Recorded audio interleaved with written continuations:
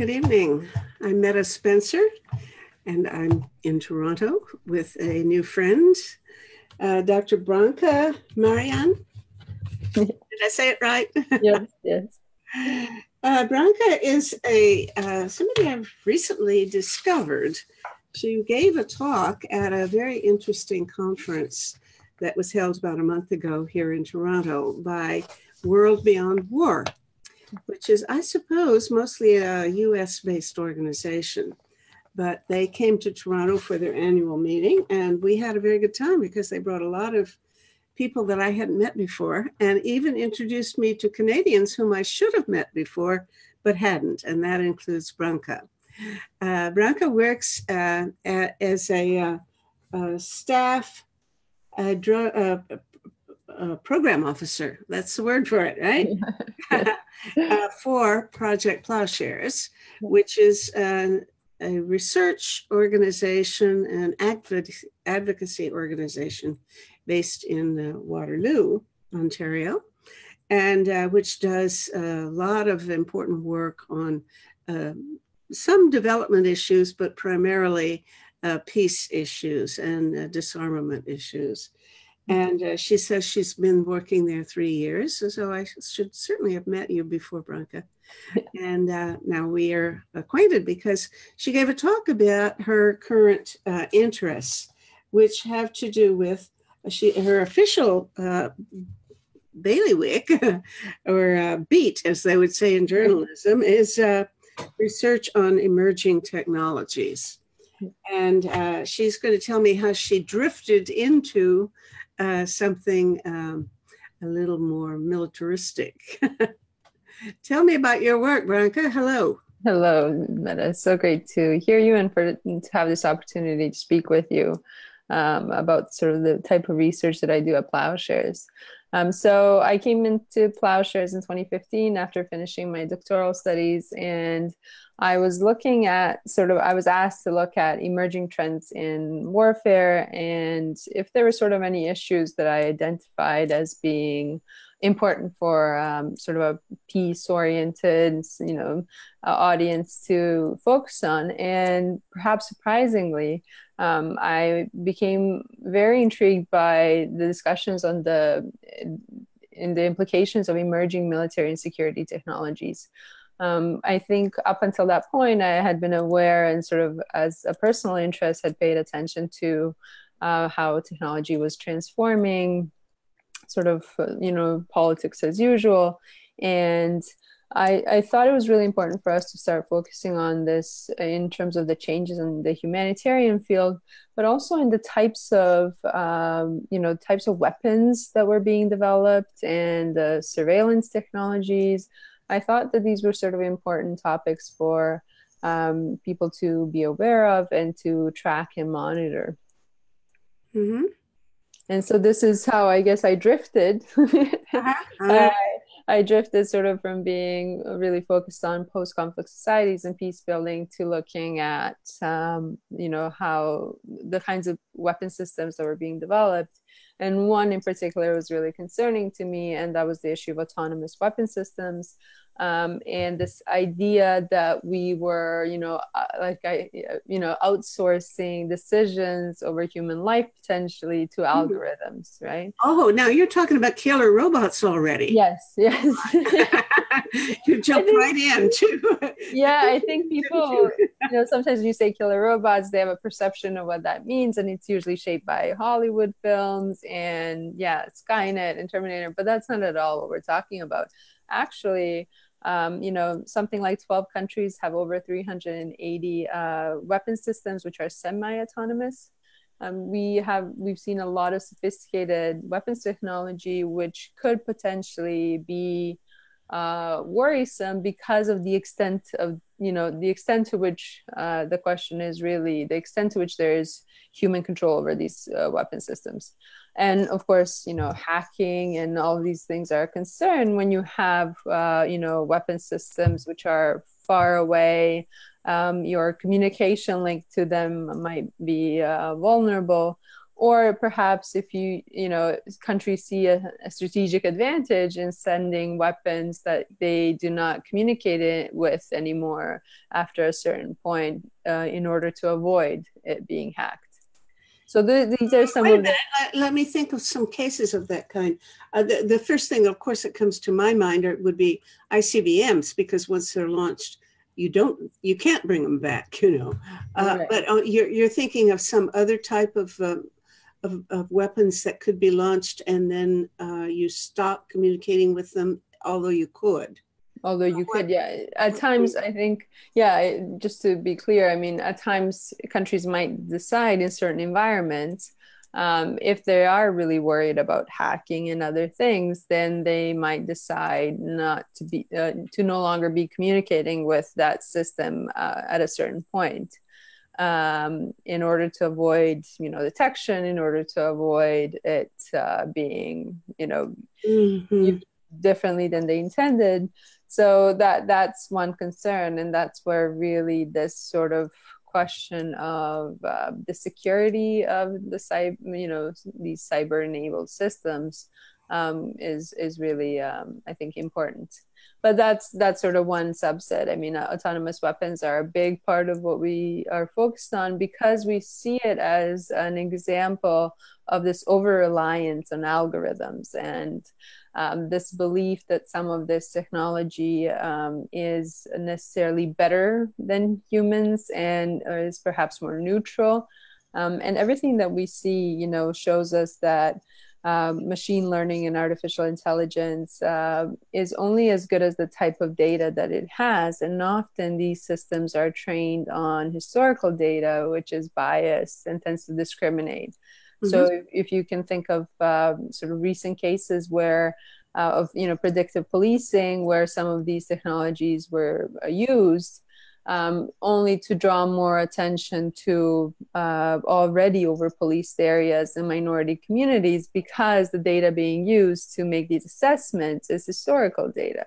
And so I think there are sort of very important questions that have emerged in our research and our work on autonomous weapons that relate beyond these particular systems, but are quite relevant for our discussions of how we want to see emerging technologies shape, warfare, how we wanted to see shape, law enforcement. And so I think these are sort of interconnected and important questions.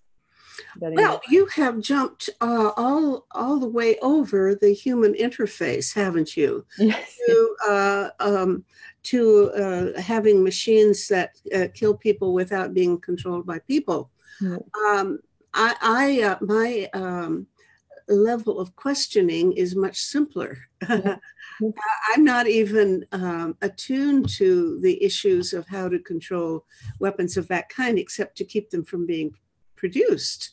And indeed, we already had one talk show a few weeks ago with Aaron Hunt and Yeshua Moser Poinswan about their trip to Geneva to a meeting of the conference on certain conventional weapons, which I guess is in charge of regulating, if anybody is in charge of regulating the future acceptability of lethal autonomous weapons.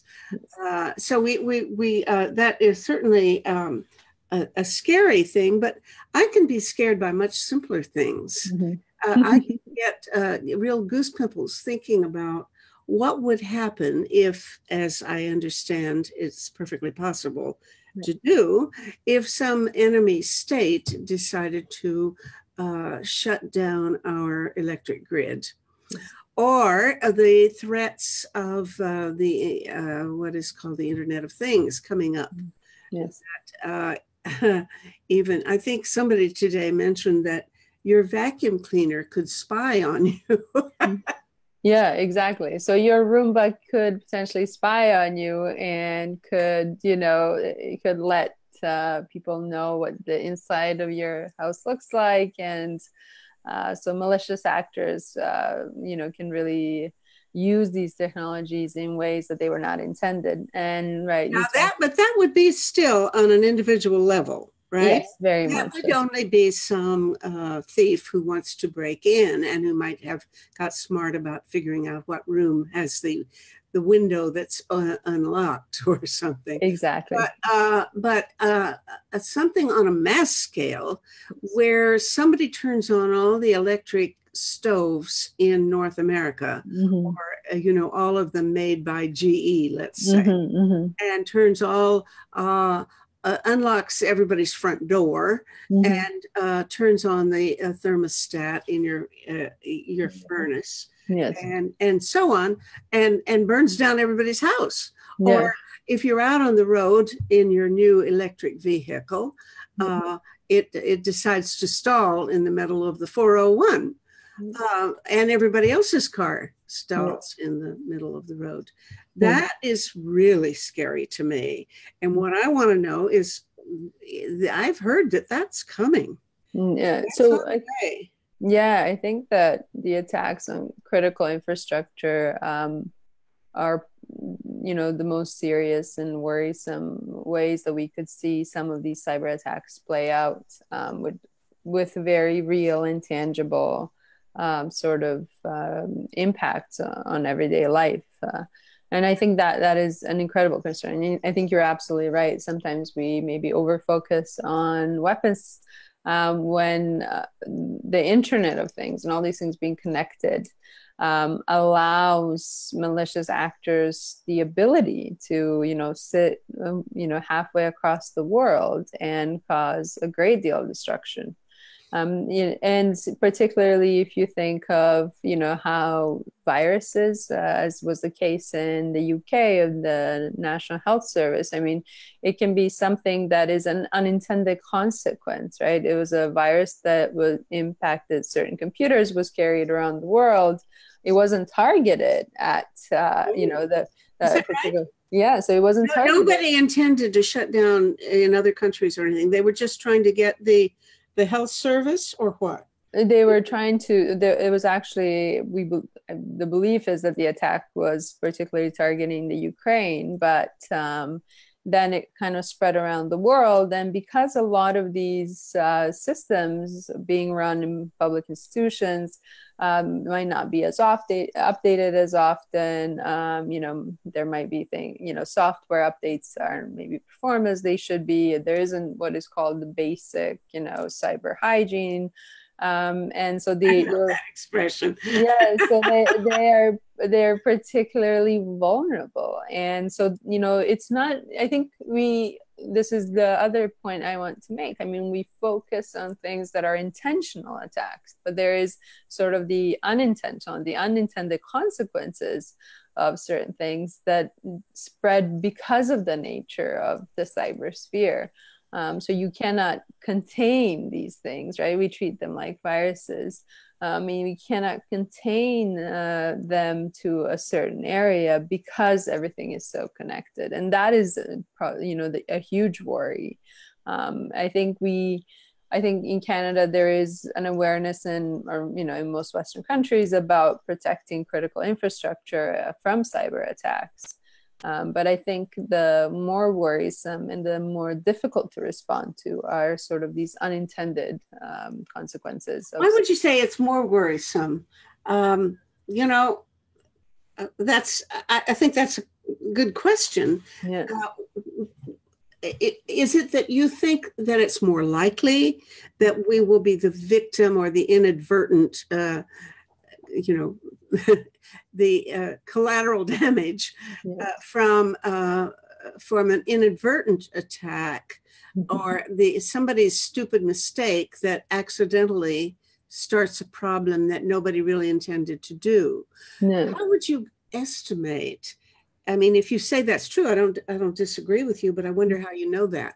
I think it's sort of and I've heard Professor Stephanie Carvin from Carleton University speak about the normal accident theory, where, you know, a chain of events happens, and it's really difficult to say what caused, you know, what led to that particular accident happening. There's a whole set of things. And I think accidents happen. I think we don't foresee certain sort of, you know, accidents happening because we're so focused on sort of more intentional things happening. So yeah, I think the reason I'm more worried about these unintentional ones is because what we've seen, at least so far with cyber attacks, is that it's been kept below a certain threshold, right? If they are state-led or state-initiated attacks, it's been very difficult to trace some of these attacks back to particular states, and that's because some of these states use individuals and find individuals who don't maybe necessarily directly know who they're working for. And so, I mean, they likely do, but the point is that it's that kind of situation has been kept below a certain threshold. Okay, let me question you on that, because I think we may be joined in a few minutes by John Daniele, and who is a cybersecurity guy who works mostly, I guess, trying to protect outfits like banks from, who, you know, they're always being. Here's a note from John right now, and he's saying something which I can't read. I'm sorry, I'm no good at this. Let's just assume. Let's see. Are you here, John? Okay, maybe I can promote you too. Here he comes. Yes, he's going to be with us in a second. I was just about to. Hello, John. Are you there? Hello, John. Yes. Yeah, hi. Okay. There we go. There's my picture. That's very good timing. I was about to refer to you, but before I do, let me introduce you to your co-panelists and to the rest of the known world, at least Western civilization. And this is John Daniele, folks. And in the other little postage stamp image that I have on my screen is Branka and Marijan. Hi, John. Pleasure to meet you. And both of you are cyber experts, and I expect you're going to have more to say to each other than I could dream up to ask Branka. But I was about to call use your name in vain, John, by questioning something that Branka said, which is, she said, it's often hard to find out who did some malicious thing to track down the evildoer if they're someplace far away trying to disguise their identity. And I said that I'd heard you talk about how easy it is to find some people who don't want to be found. So could you and Branka have a little conversation about how hard it is, or how much we really do know about who's doing bad things from other countries? Well, I think Branka is correct in saying that investigating these kinds of state-sponsored attacks is very, very difficult. There's the issue of using cutouts, so individuals that may or may not be willingly involved in committing a cybercrime or some sort of offensive activity. There are proxies that are often used. Iran is a country that often makes use of criminal proxies and engaging in cyber offensive activity. They also manipulate computer systems. So part of launching a sophisticated cyber warfare type campaign involves breaking into individual computer systems, televisions, anything that's connected to the net that these perpetrators could filter themselves through. It is possible, however, from a technical perspective, to look at different kinds of tactics, techniques, and processes that they use and come up with a bit of a fingerprint for a particular campaign. Tying it back to a specific state is incredibly difficult. That's sort of referred to as physical attribution. So technical attribution is possible. You can actually fingerprint the kinds of activities that a particular threat actor group is what we refer them to. And you can say, okay, well, these groups typically go against these targets and use these tools, et cetera, et cetera. But physical attribution costs a lot of money. It involves covert operations in the real world as well as operations in cyberspace. So very, very rare that you would get absolute physical attribution of a particular or specific campaign or attack. Okay, let me ask this about that troll factory in St. Petersburg that everybody knows about. Was that hard? Okay, was that hard to find? Was that a real secret, and did they try to keep it secret? And was it hard to keep secret, or how did everybody get to know about it? So it's hard to tell exactly what is known about that entity, but that entity is sort of like a special purpose entity, which is a seemingly private organization that's in service to the state. Many countries around the world have these sort of special purpose entities to engage in covert activity around the world. The Internet Research Agency at some point had to have a physical presence in order to buy campaign ads. They would have had to have some sort of registration that they would have signed on to, and they would have had credit card numbers, et cetera, et cetera. So it's difficult for us to know exactly how Facebook uncovered the specific campaigns that the Internet Research Agency ran. Presumably, they probably had many, many different kinds of covers that they were using multiple credit cards through a distributed kind of system. But suffice to say, at some point, they had to have a physical tie-in. And I would presume that perhaps the way that their activity was uncovered was through analyzing the financial transactions involved behind the campaigns that were paid for. That's probably my best guess. It's an educated guess as to how they might have been able to tie together various different campaigns and say, okay, we know this one is the Internet Research Agency because we've done all this sort of covert work to tie back there. And all these other transactions are actually quite related. So that's probably how they did it, but it's almost, so that's what you call physical attribution, when they probably sent somebody out to actually physically look at property or something. Well, at some point they would have had to find some way of getting inside information about that activity. So either you plant somebody inside the organization that reveals information about their operations, you surveil them, or you electronically penetrate into their systems and monitor them with digital surveillance. So that would be the physical attribution part. Now, Branka and I also had a little question, or she said something again that I also questioned a little bit, in that she thinks that maybe the worst danger is not deliberately malevolent action on the part of a foreign country, but inadvertent disasters caused by, I guess, human stupidity. Am I representing your point of view correctly, Branka? And whether or not, I'd like to know whether this is a commonly accepted perspective.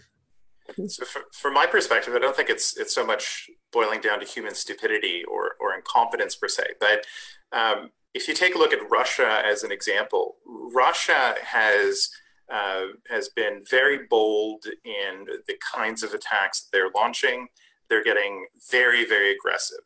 And when you push that hard, eventually mistakes are made. Things are forgotten about. There are threads that you have pulled that you forgot to clean up.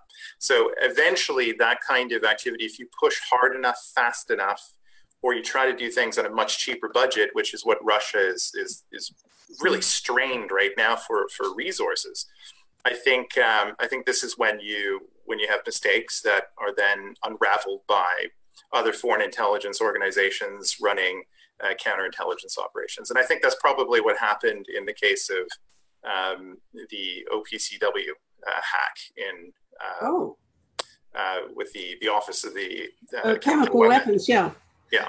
So I think probably what happened there is they tried to push too hard too quickly on a budget that was smaller than they should have allocated to that sort of operation.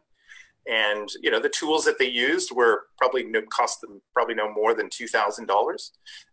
They're tools that are commonly used in the cybersecurity sector by white hat hackers to test the security of corporate systems, et cetera, et cetera. So there were by no stretch of the means sophisticated weapons of cyber intrusion. But yeah, the whole operation overall was less clean, and I think that's probably because they pushed too hard. Okay, but now you're both, the question here is, you're focusing, it seems, John, on state-run surveillance and hacking and malicious activities. And I'm not sure, listening to Branka, how worried I should be about the prospect that Mr. Putin is going to get me, as opposed to the notion that somebody's going to leave a screwdriver in the wrong place when setting up a computer someplace that will accidentally turn on all the furnaces in North America and burn us all up, etc.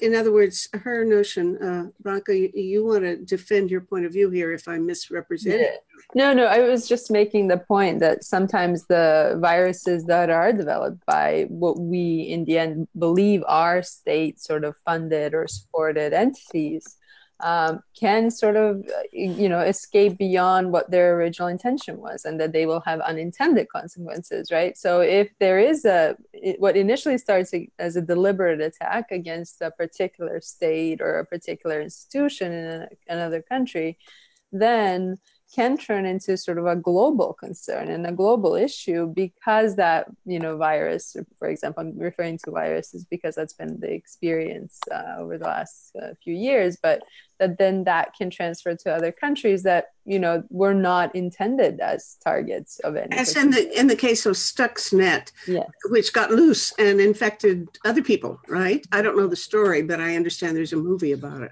Yeah. Is that right? Yeah, and it's spread, right? And I think that to me seems to be, I think what I like about John's point is that, if you push hard enough with some of these troll factories and all these sort of malicious acts, you will kind of reveal your cards a little bit and people will start paying attention. And but it's these unintended sort of things that worry me particularly, because I think that, that this sort of connectivity, the level of connectivity that we have can be particularly, that's why I'm worried. I think sort of the unintended consequences are worrisome. Okay. I guess I don't know how worried to be about what. Please tell me what I should have tonight's nightmare about. Because I certainly do sometimes have fears about the coming of the Internet of Things, when everything is hooked up to everything else. I am now reading, or I was reading until a few days ago when I got distracted, a book called something like Click Here to Kill Everybody. Have you heard of that new book? Yeah, I haven't read it, but I've heard of it. Yeah, and basically he has a concept which is something like Internet Plus, or something beyond a sort of above and beyond ordinary internet concerns, where he talks about how, in fact, everybody is connected to everybody else. And you can't really detach yourself from, let's say, from all of your friends' mailing lists on their computers. So if somebody gets them, they've got you too, babe. Right? Yeah. I don't know, maybe John has more experience with sort of the technical side of this, but yeah, I think that is the issue, really. I mean, even if you don't want your images to be posted, let's say on social media sites, it's very hard. You have to be really on top of making sure that your image isn't circulating on Facebook or Instagram, because your friends will post these photos that you're in. And so this whole notion of how much you consent within the cybersphere is, I think, interesting. One interesting phenomenon is that criminal organizations are now starting to look at not so much where you have a digital identity, where you don't have a digital identity. So you might have a LinkedIn account, but you may not have a Facebook account. And what individuals are finding is that criminal organizations are creating Facebook accounts with your photos, filling it out with your identity, and pretending to be you and going after your own social network. So all your colleagues who are on Facebook are then being linked up to your fake Facebook profile. They're interacting with them, and eventually they're going to try to, get money out of these individuals in various different ways, or use that information or use that access to exploit your life and your social network. So I think that is something that is now becoming a little bit more prevalent. So not only do you have to worry about protecting your digital identities and accounts, you may also have to consider, where you don't necessarily have an identity or an account, and whether you should create one just to let everybody know that, hey, this one is me. If any other ones pop up, it's not me. So it's getting quite complicated. Yeah. And you do get requests from people you're already friends with, right? With their photo and their name. But you say, but I'm already friends with you. Like, why are you sending me another request? And then you learn that, their account has been compromised or their information has been kind of stolen. And so I think that's another sort of layer to that discussion about, how secure we are. And I don't have any decent sense of privacy. I'm so transparent about almost anything you want to know about me.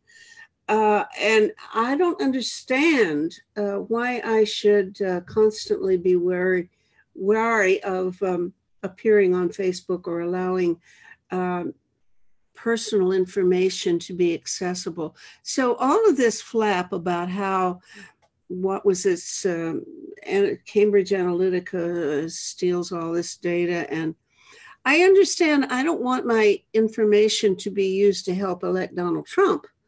But other than that, I don't know how. I think that it's a wonderful blessing to be able to get in touch with people so readily, or it used to be, but in fact, it's less and less easy now. And I did organize a big conference in the spring. It took me 6 months work. It was the hardest job I think I've ever done, because I did it with my one assistant and that's it. But it was, and I've organized conferences before, 3 of them. And this was way harder. And it's harder because people don't answer their emails anymore. They don't want to be available or let you have their phone numbers or their email addresses, and their, you just have a terrible time contacting the people that you need to contact to be speakers or whatever you want to do, or even invite them to come and attend, that kind of information. Now, I really wonder how much we really need to worry about privacy, and how much of that is an overreaction of some kind. I don't know, there's no quantitative answer either one of you can give me, but frankly, I get mad. I get mad when I can't contact people because they won't let me have their email address. And if you try to contact an organization now, all you get is a write back box where they say, enter your message here on our website and we'll get back to you. And they never do. So I would estimate, honestly, I truly believe that if it were possible to calculate the productivity of Canada now and factor out how much of it is related to this, I betcha the productivity of Canada is adversely affected by this new concern about privacy, because it's wasting a huge amount of people's time when it was wonderful to be able to contact each other back 10 years ago with an email, and it sure isn't easy anymore. Yeah, I don't Having know. delivered myself of some burning, scorching resentment, I hereby invite you to refute me. Yeah. I think the concerns about privacy are coming from a real place. I think that activists, people who advocate for human rights, depending on what you do, I think you have a certain concern about the ability of actors in some countries, the actual country, tracking your activity and monitoring your activity and being able to prevent you from communicating. So I think this has come from, it is harder to reach people, and it is harder to get people to answer their emails. And I'm glad I'm not the only one who deals with that. But I think there is a real importance to the concerns and questions about privacy, particularly as we try to make everything smart. In Toronto, we want to have a smart city. We want to have a smart approaches to healthcare. Everything, there's this focus on using that kind of personal data in ways that we might not want it to be used. And I think that's where these questions are coming from. So for example, think of, the Fitbits or, fitness apps on your phone. These could then be used by insurance companies to deny, insurance to you. And that's not fair. And, so that's where I think a lot of these concerns are coming from, is how is this data being used, by whom, and for what purpose?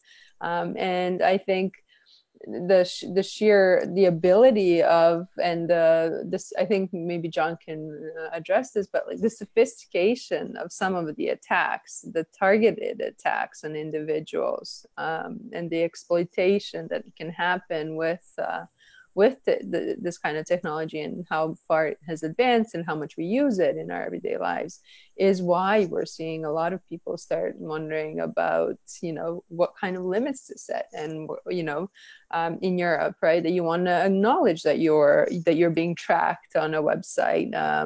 And so I think that's all coming from a very important place, and that this whole question about privacy really needs to be thought through, and the extent to which it can be possible, and then the extent to, as you mentioned, Metta, to the extent to which it's actually useful, or how it then ends up impacting our interactions and our use of technology. And I do think that tech companies are aware of the level of distrust in technology, and I think that this is an incredible concern for them as well.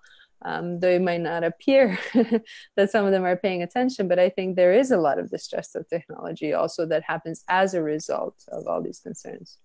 Sorry, John, I kept going on. No. I think that when we deal with issues of privacy, probably 90% of the population doesn't care as much about their personal privacy. They're sharing information on Facebook. They have pictures of their kids online that they share. They're not everybody necessarily goes into the Facebook privacy controls and locks things down. But the point about privacy, I think, is that it has to come down to a personal choice. We live in a democratic society. There are certain democratic values that we have, and the idea that the state, as an example, would have unfettered access to information about your private life and how you live your private life, it's just not something that's acceptable, particularly here in North America. Other places around the world have varying degrees of levels of privacy, different ideas about privacy. Privacy in China is viewed in a very different way than privacy here in North America. The difference, however, is you have a personal choice to share your information, and the government doesn't just have unfettered access to everything. In China, there's much more unfettered access that the state has to your communications in general. And that changes the dynamic. And it's not so much that, maybe you even trust your government. You have nothing to hide from your government. But what about other governments that would like to break into those systems and use the surveillance collected from within a country's own environment for some other ulterior purpose or motive?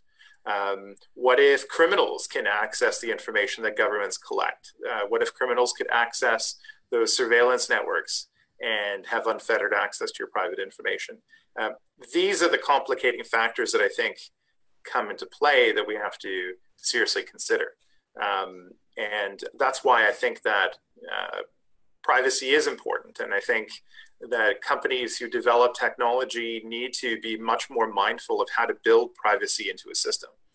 Today we demand from our vendors good security, that I'm using a piece of software that, I'm not going to get compromised by using the software, but there still isn't quite the same level of commitment to developing technology that has good privacy controls.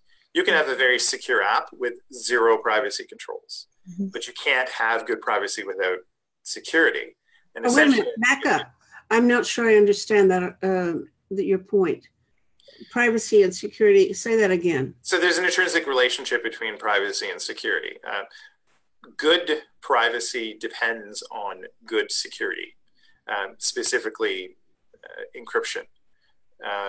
Good security does not necessarily require or doesn't necessarily imply good privacy controls. So your information might be secure, but on the back end, there might be data and statistics that are generated on the basis of your use of the system that's being sold to any third-party company that wants to buy it.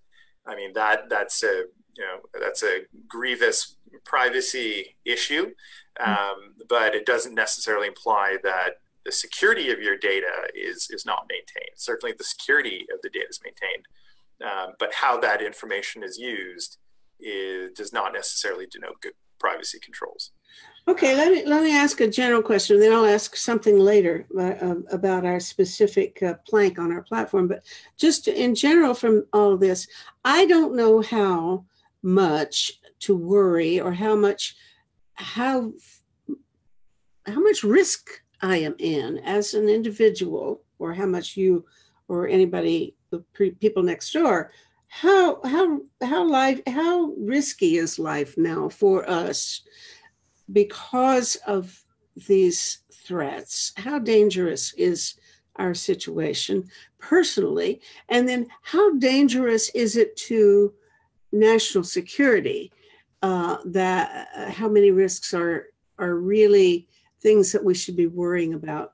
How much is being overblown and being too paranoid and so on, and how much is real, both at the personal level and at the level of the nation?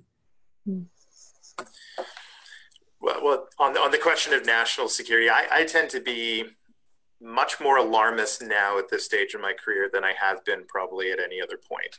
I've got about 20 years of experience in running forensic investigations, so being called in after an organization has had a breach and trying to understand what happened and how to fix it and stop that kind of breach from happening again. And in my view, we are hurtling towards an ever more connected world. And the technologies that we use and the underlying frameworks that they're plugged into are not getting much more secure. Certainly, there's a lot that is better than 10 years ago, but there's a lot that stayed absolutely the same. And I'm increasingly concerned about large-scale cyber war as a reality. After having worked in a number of different government organizations dealing with state-sponsored breaches, there's a lot that is happening behind the scenes. It's never, ever, ever reported in the press. And the scale at which this sort of offensive cyber activity is happening by foreign nation states is something that's quite alarming to me. The devastating nature of what they're doing is just ever increasing. So here in Canada, especially, most organizations, most companies, and even the government, I don't think treats these issues as seriously as they need to be treated. One thing I can say that's rather provocative is if we take a look at some of our biggest industries in Toronto, like the financial services industry, and we take a look at a subset of that industry, like hedge funds, private equity companies, I can safely say that I think that the large majority of private equity firms in Toronto have been penetrated by nation state actors. They're there, they're lurking in the background, and these organizations have largely no interest in spending a lot of money to do anything about it. This past summer, my team was consulting with a $1 billion private equity firm that had significant challenges across the board, and it became an existential threat to the organization.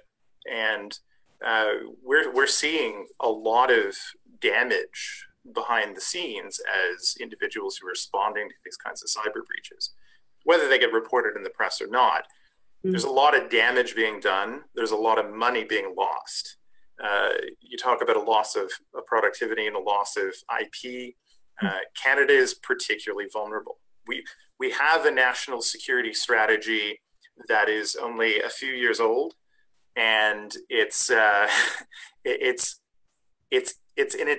its infancy, really. I mean, we are, as a country, as a nation, well behind the 8 ball in comparison to our counterparts in Europe, far behind the ball in compared to our counterparts in the US, in my opinion.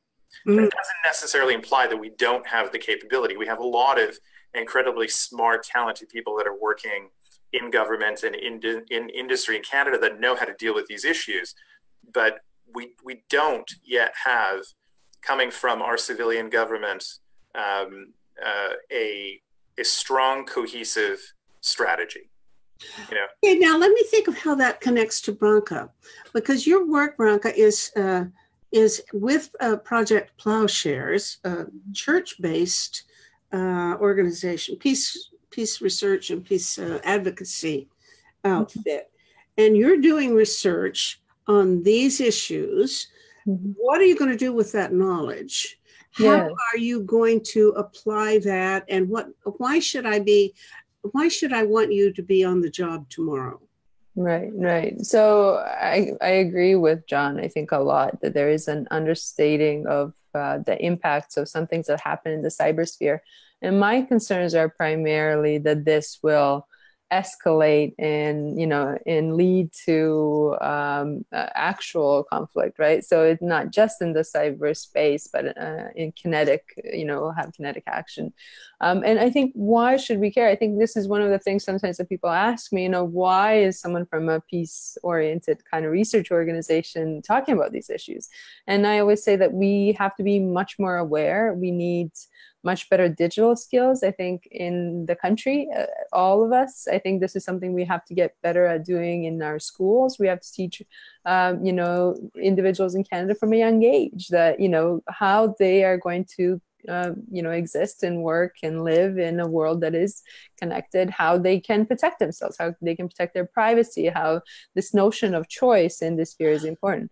And one of the sort of the key goals that we have as a research organization is to provide this information to, the community and to the churches, and they are certainly aware of them and are interested in understanding it and are always asking questions about what is the impact of these technologies on conflict zones that they might have humanitarian work in, and I think we can kind of bridge those these two worlds. We can show them what are some things like experts like John can tell us from a technological point of view are important, and then we can link it to sort of the political to the political sphere and the implications of this, right? And I think that is why that's why I essentially do the kind of work that I do, because I do fundamentally believe that technology is changing warfare on the ground for people in places far away that, are experiencing some really terrible things. And it is really our role to kind of speak up and show what are these things that are happening and what are these developments that we need to be paying attention to. So I think we cannot ignore. I think there might be a tendency to be a little bit overwhelmed in your earlier question, like what should we be worried about? There's so many things to worry about, particularly in today's political climate. But I think it's really important to understand with some of these technologies that nothing is inevitable about them. We have tools, we have ways to regulate them. Oh, Part of the you really? Now there's where I wonder, because so far I've had this awful feeling that now you're going to put the responsibility for my digital literacy on me. And frankly, I am not competent to be digitally literate. I know that. I've tried.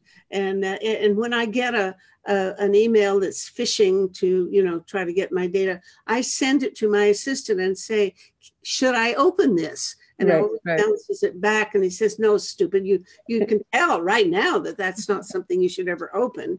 And he's right, but I don't know how to tell that. Yeah. And so I don't want to be responsible for myself. I want my government to protect me. And I haven't yet heard that you've said anything about how the Canadian government or even the United Nations, much less can protect me by having new regulations. Yeah. Is there a way? Are there technological solutions, and are there legal and institutional innovations that could protect me from phishing attacks, or from having my furnace turned on when I'm not wanting it to be on? Yeah, I think there's both and many others. I think there's multiple levels at which we need to start addressing these things, right? So John can speak better to what tech companies and software companies and firms, what they should be doing. But I think John mentioned the national strategy and us addressing cyber attacks and cyber issues, and so I think there's sort of responses that can come. Unfortunately, we also all have a role to play, and these digital skills are going to be ever more important, particularly as we start relying more on different technologies and these connected technologies. So there is some responsibility, I think, that we have, but to be informed and to know how to respond to these phishing attacks and other things. But I think there's also a lot that the government can do, and that there are ways and regulations that can be developed. And having said all that, and I wouldn't want to end on a bad note, but I think there's limitations to, there will always be malicious actors who will try and manipulate things. But I think if we have a good strategy, and if we try and kind of foresee some of those things, that isn't absolutely necessary. Okay, let me ask a final question that I'm aiming primarily at John, because John, you were the one who thought this up.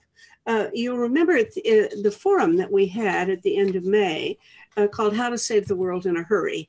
And our project was to develop a list of 25 public policy innovations that, if adopted, would reduce the risk of 6 global threats to humankind, really major, big threats, of which cyber attacks we now consider to be one.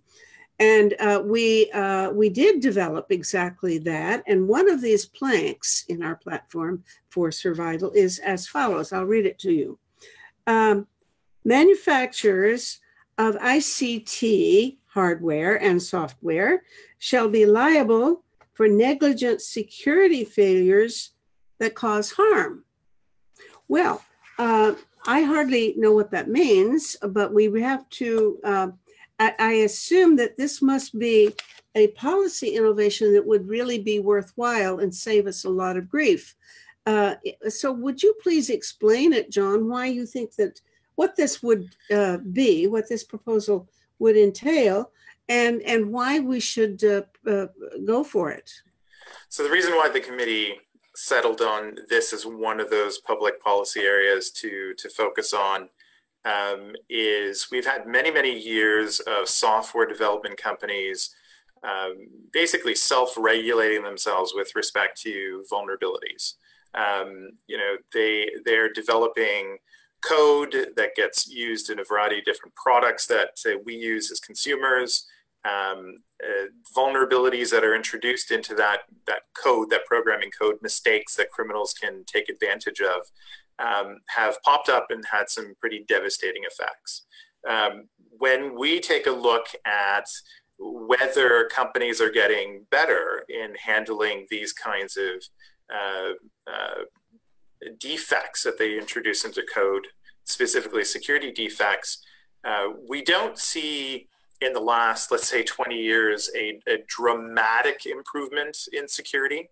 We're still seeing many, many, many more examples of infrastructure, code, and the tools that we use, video cameras that we now buy, all still devastatingly vulnerable to different kinds of deficiencies. And basically, it comes down to the fact that developers are still not spending enough money to make sure that before they release that product into the consumer world, that they have done all the due diligence that they could to ensure that that device is going to act and behave as expected and is not going to produce some sort of vulnerability that others can exploit to take advantage of their customers. So one of the things that we thought to do is introduce at least one punitive measure to say, well, if the software industry hasn't really done much to secure itself,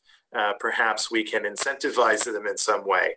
And the thought was, if there is, let's use this as an example, if there's some sort of operational technology that's used in the electrical grid, and there is a flaw associated with that device, which should have been caught during some sort of QA process, and that flaw represents negligence on part of the hardware manufacturer, the software developer, that whatever damages that it creates, the organization should be held responsible for those damages to some extent. And the idea was we can pool that money together and invest in a national infrastructure to deal with all the other different kinds of security issues that we might have. So the damages could be collected at a national level, pooled together, and that will go into a resilience fund so that our government has the resources necessary to deploy, different kinds of programs that would benefit our nation's security. So that could be educational programs, that could be incident response programs, better intelligence infrastructure, et cetera, et cetera.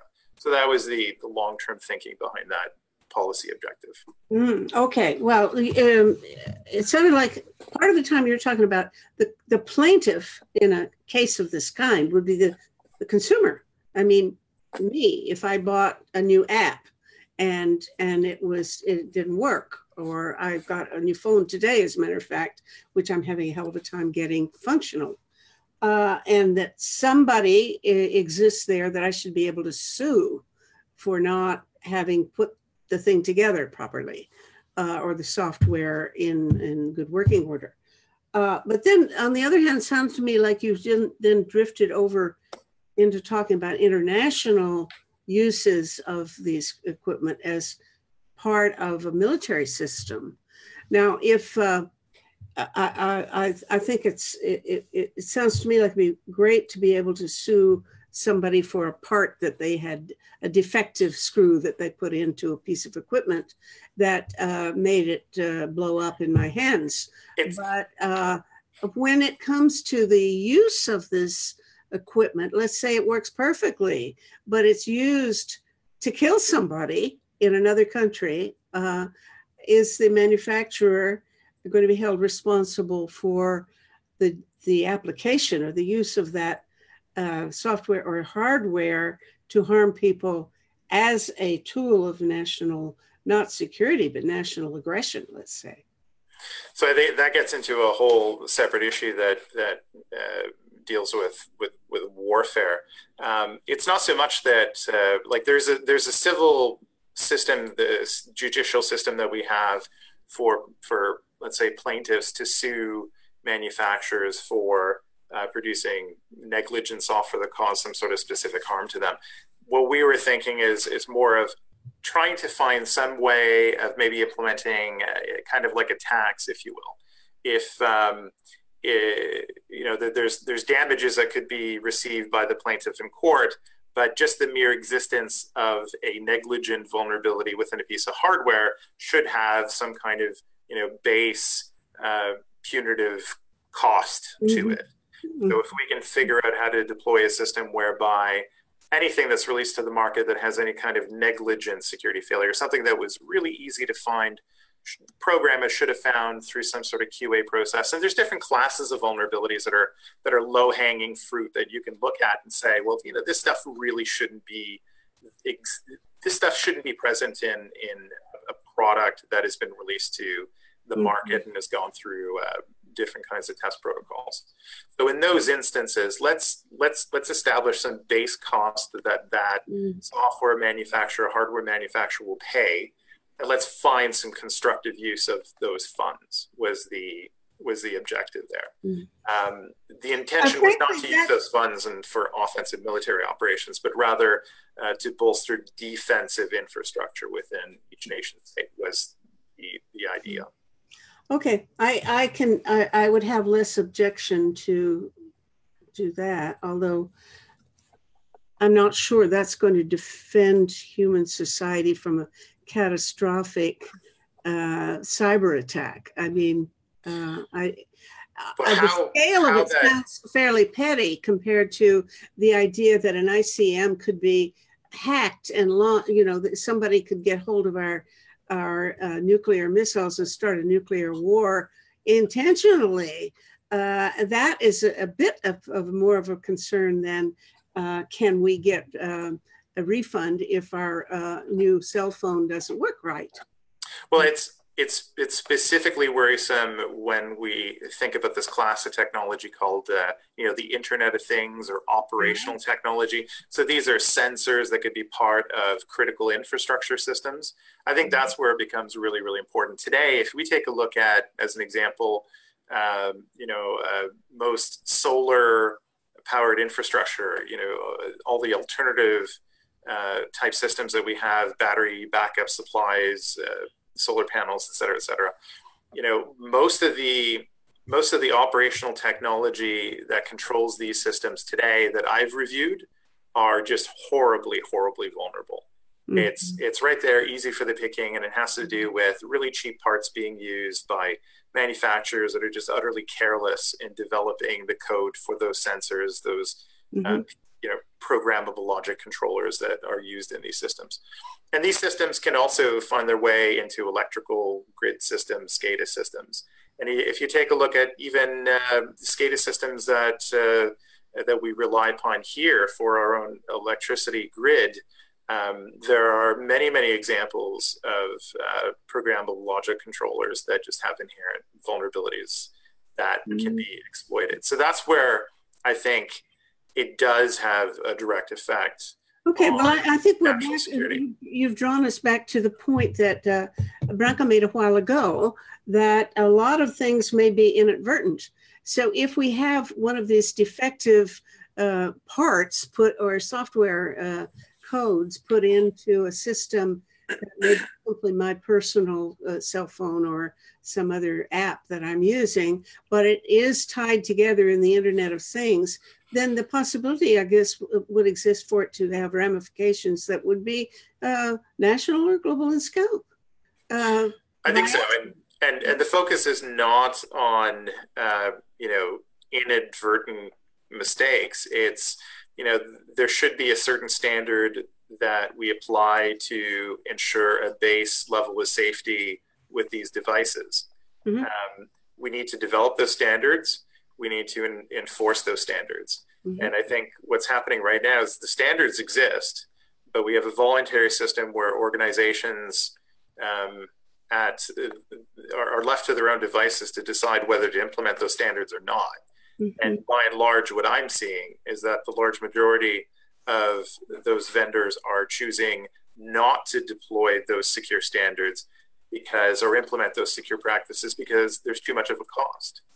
So when it comes down to I'm releasing a shoddy piece of hardware because I don't want to spend the money to make sure that this is going to be safe for use, I think that's gross negligence, and we need to find some way of dealing with those kinds of scenarios. More so than sure, this is also important with our cell phones, but it's most especially important with the kinds of technology that runs the backbones of our network, and that's where the rubber really meets the road with respect to these kinds of negligent failures. And I'm just seeing just way too many negligent failures in devices. Like, there's so many devastating hacks that I've looked into from a forensic point of view that really boil down to bad product, cheaply made, horrible firmware with littered with security vulnerabilities that really were rather easy to find.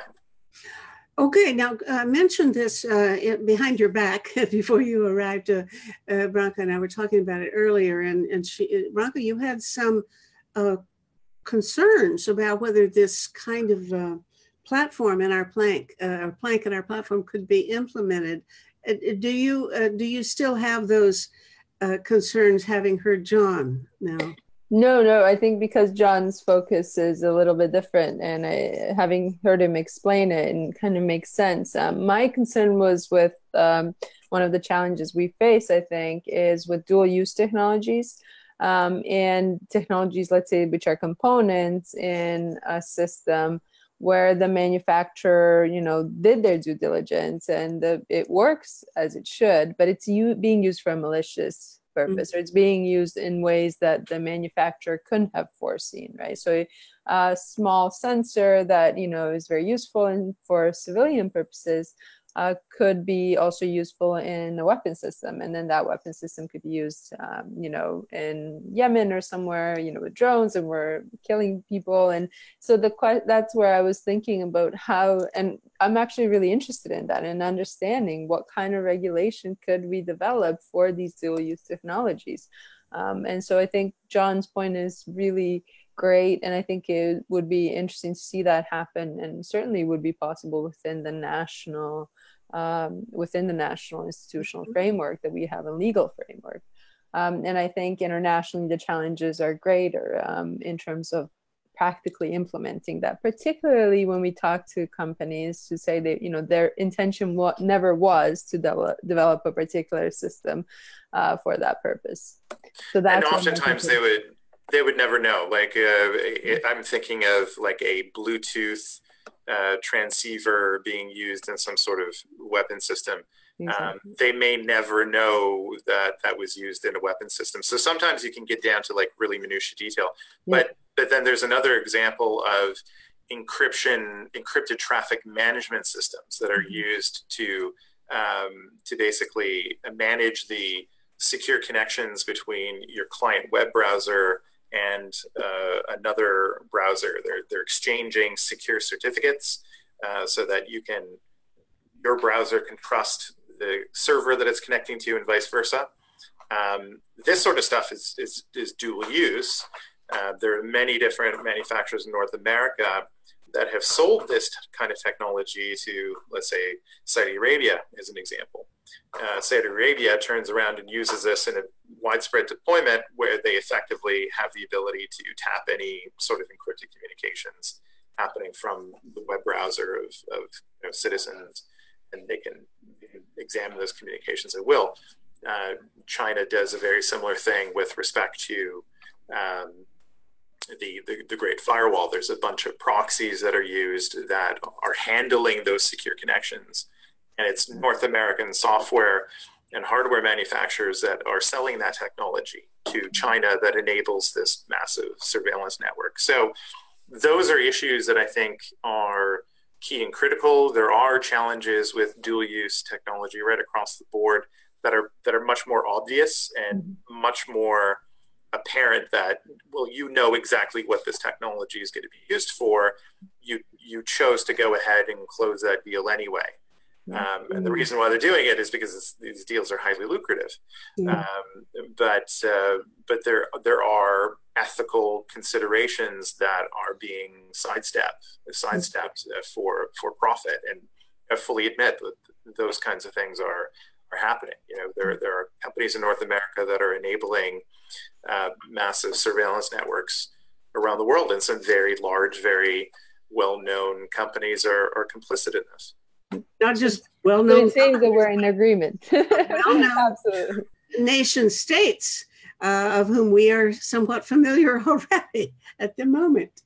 It's a pleasure to wind up realizing that, of course, we're 9 minutes over time, but we had such a good time talking that I didn't want to stop anybody. And the beauty is that you two seem to agree on most things. So it's nice to wind up in harmony. The only thing that's unpleasant about it is I still don't know what to worry about tonight. When I go to sleep, what shall I have nightmares about? And I guess you can't help me with that. But I've been very grateful to you for this very interesting conversation, and I'm sure lots and lots of our viewers will also find it illuminating, if worrisome. And I hope I can ask everybody to tune in again next week, because every week from 8 to 9 Eastern Time, I've been holding conversations of this kind with local friends or people in other countries, as a matter of fact, sometimes, about various global issues, various global threats. And it's part of our project called Project Save the World. And we're going to keep after this, because there is a world here to save, and it needs every bit of help that it can get. So I'm grateful to both John and Branka for doing their part to save the world from cyber threats. See you next time. Thank you. Thank you so much. Thank you. Thanks so Good much. night. Thank you.